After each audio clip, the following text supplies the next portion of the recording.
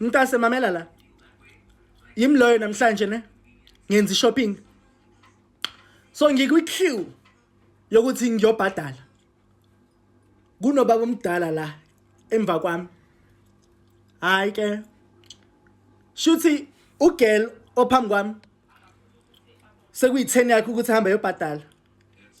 Now it's me ophambili. Hayi lo baba lo semva kwami. Shuthi athathe itrolley yakhe ne at azoma right in front of me. Uyayizwa? Ingathi awungizwa. The disrespect right in front of me mntase. Athi kimi, "How? Khanti kwena yalatelang. Bheka la." Ngathi kuye, "Baba we, papa, bheka la."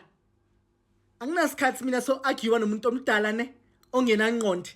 Umuntu omdala anginaso isikhathi soku-argue nomuntu omdala because mina owaphefumulela kumina akafaniswa nabanye.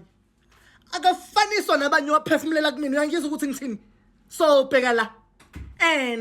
Leyo zama ukuyiphusha i-argument. Unasikhathi sayo mina. Because papa we, life is too short ne.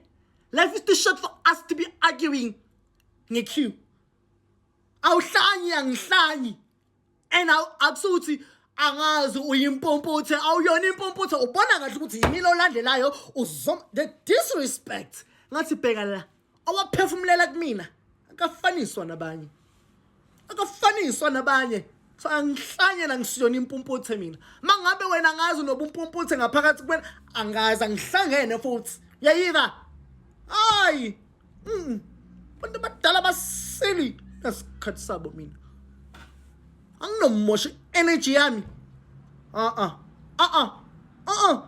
Mosha energy yami nama vocal cords. Ay bheka la. Yayiva.